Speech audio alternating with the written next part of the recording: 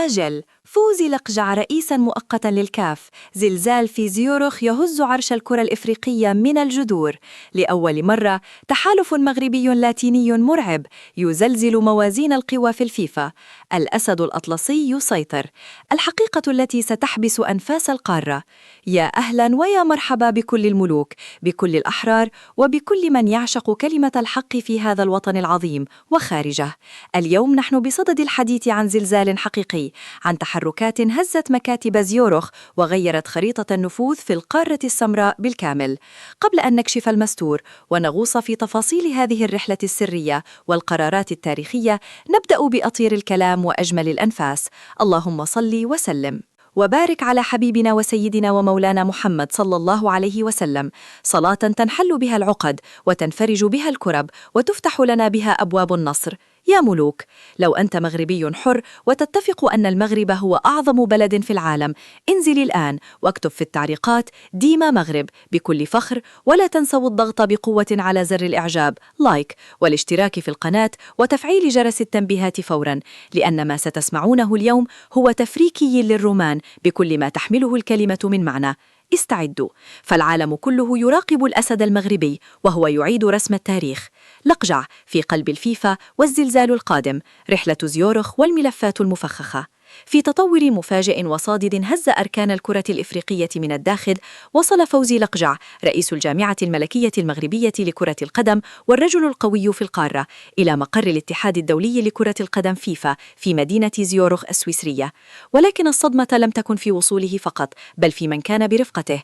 لقد ظهر بجانبه أوليفيا سفاري كابيني، رئيس لجنة الحكام السابق في الاتحاد الإفريقي.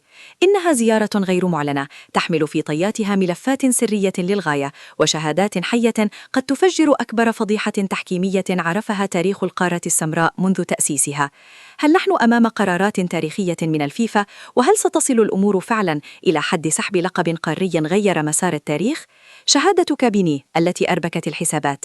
وفقا لتقارير أعلامية دولية، وصل لقجع إلى مقر الفيفا وسط إجراءات أمنية مشددة جدا، في زيارة أثارت عاصفة من التساؤلات والشكوك في الإعلام الإفريقي والعالمي.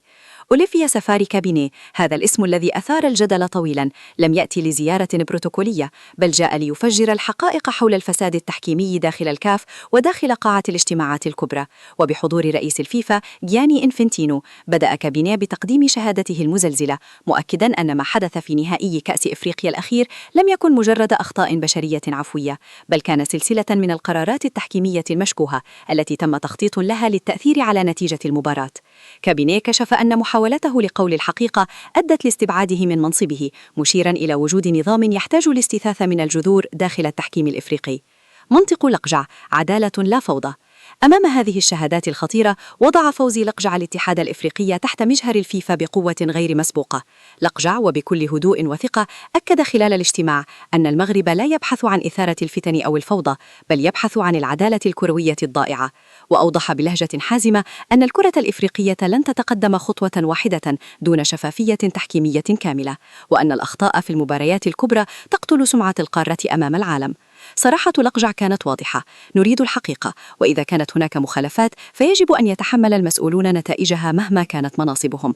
وهذا التصريح يعكس بوضوح كيف تحول المغرب إلى قوة ضاربة في السياسة الرياضية الدولية. رد فعل إنفنتينو والسيناريوهات المرعبة. جياني إنفنتينو استمع باهتمام شديد، والتقارير تقول أنه صدم من حجم الوثائق المقدمة. فوراً أمر بفتح تحقيق أولي عبر لجنة النزاهة في الفيفا، مؤكداً أن الفيفا لن يتسامح مع أي تلاعب. وفي كواليس غير رسمية بدأ الحديث عن قرارات تاريخية قد تشمل سحب اللقب القاري. خبراء القانون الرياضي يصفون هذا السيناريو بأنه زلزال حقيقي، ورغم ندركه إلا أنه أصبح مطروحاً بقوة إذا ثبت التلاعب. الصحافة الأوروبية من فرنسا إلى إنجلترا وصفت الاجتماع بأنه زلزال إداري يضع الكاف أمام أكبر اختبار في تاريخه. تحالف المغرب مع عمالقة أمريكا الجنوبية. وفي تطور لافت للنظر، لم يعد المغرب يقاتل وحيدا. لقد بدأت دول أمريكا الجنوبية مثل الأرجنتين، البرازيل، أوروغواي وتشيلي تظهر مواقف داعمة بقوة للمغرب داخل الفيفا. هذا التحول الاستراتيجي يعكس مصالح مشتركة لمحاربة الهيمنة الأوروبية والفساد الإداري. المغرب الذي يستعد لتنظيم كأس العالم 2030 أصبح محور تحالفات دولية تمتد عبر المحيطات. دول أمريكا اللاتينية ترى في المغرب شريكاً استراتيجياً ونموذجاً يحتذى به في تطوير البنية التحتية، وهذا الدعم يعزز من وزن المغرب داخل الفيفا ويمنحه القوة لإعادة رسم خريطة النفوذ العالمي. في ظل هذه الأجواء المشحونة والضغوط الرهيبة التي تمارسها أروقة كرة القدم الدولية، بدأت المصادر والتقارير القادمة من خلف الكواليس تتحدث بقوة وبمنتهى الجدية عن إمكانية حدوث تحول تاريخي وغير مسبوق، وهو تعيين فوزي لقجع رئيساً مؤقتاً للاتحاد الإفريقي لكرة القدم كاف. هذا المقترح ليس مجرد إجراء إداري، بل هو خطوة استراتيجية تهدف لضمان سير التحقيقات النزيهة التي تشرف عليها الفيفا، وتهيئة الأجواء لإجراء انتخابات مبكرة وشاملة تهدف إلى اجتثاث الفساد وإصلاح المنظومة المتهالكة من جذورها. وعلى الجانب الآخر من القارة نجد أن السنغال وجهازها الكروي في حالة استنفار قصوى، حيث ترفض وبشكل قطعي هذه الاتهامات وتعتبرها حرباً سياسية كروية تهدف للنيل من إنجازاتها القارية. السنغاليون يحاولون الدفاع عن مكتسباتهم بقوة، لكن في المقابل فترقب الجماهير المغربية والعالمية بأنفاس محبوسة نتائج لجنة التحقيق المستقلة التي يخطط جياني إنفنتينو لإرسالها. هذه اللجنة لن تمر مرور الكرام، بل ستقوم بمراجعة كل شبر وكل ملف داخل إدارة التحكيم الإفريقي، بدءاً من تعيينات الحكام وصولاً إلى الكواليس المظلمة التي تسبق المباريات الكبرى.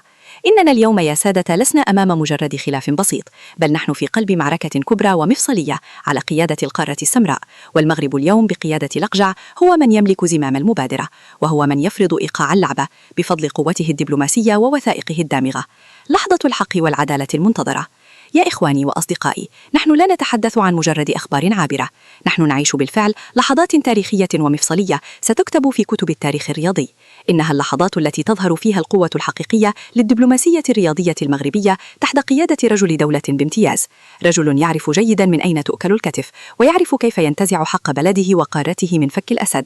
فوزي لقجع لم يتحرك من فراغ، فالتحقيقات الرسمية بدأت بالفعل، والوثائق السوداء أصبحت الآن على طاولة الفيفا في زيورخ، والتحالفات الدولية من كل حدب وصوب بدأت تتقاطر لدعم هذا الموقف المغربي العادل والنزيه.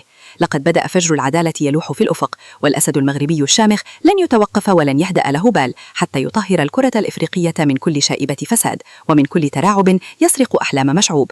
نحن هنا لنكشف الحقيقة ولنقول للظالم كفى. تفاعلوا معنا، زلزال في التعليقات. والآن السؤال المفتوح والموجه لكم أنتم يا جمهورنا الوفي، وأريد منكم تفاعلا زلزاليا يهز المنصة. هل تعتقدون حقا أن الفيفا سيملك الشجاعة الكافية والجرأة التاريخية لسحب اللقب القاري وإعادة الحق لأصحابه إذا ثبت التلاعب بالأدلة القاطعة؟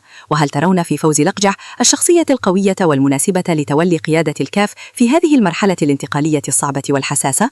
أنا في انتظار قراءة آرائكم وتحليلاتكم بكل حماس وشغف في التعليقات أسفل الفيديو.